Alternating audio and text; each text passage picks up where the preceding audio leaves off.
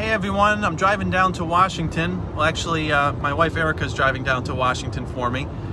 We're driving down because tomorrow's the vote on legislation to protect the post office. The Postal Service is American as apple pie, and it's so vital for rural communities like ours. A strong, well-run Postal Service helps our seniors get medications.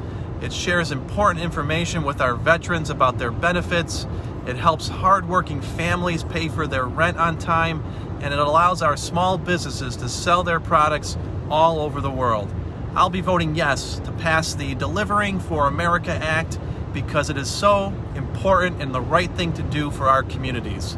I say it all the time, Washington could learn a lot from us here in upstate New York. Here we know we can get things done with hard work, with compromise, and with teamwork. And yes, we must save the post office, but Washington can't ignore the real crisis families everywhere are facing now.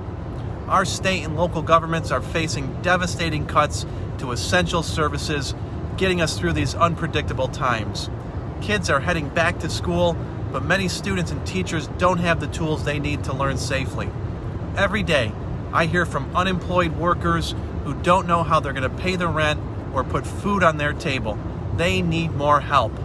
Our healthcare workers, our essential workers who fought on the front lines of this virus need proper PPE and testing materials.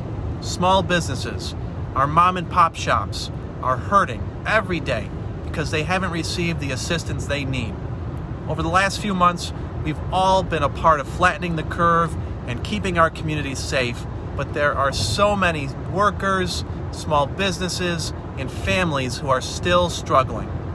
New York State's story is a prime example of the things we can accomplish when we all work together. Every one of us has stepped up, did our part, and flattened the curve. Washington needs to follow our lead, stop the political bickering, and help the millions of Americans who need it right now. So yes, let's save the Postal Service, but let's also work together and send real relief to our state and local governments, our frontline workers, our small businesses, and working families. When the House is back in Washington, they need to step up and do their jobs.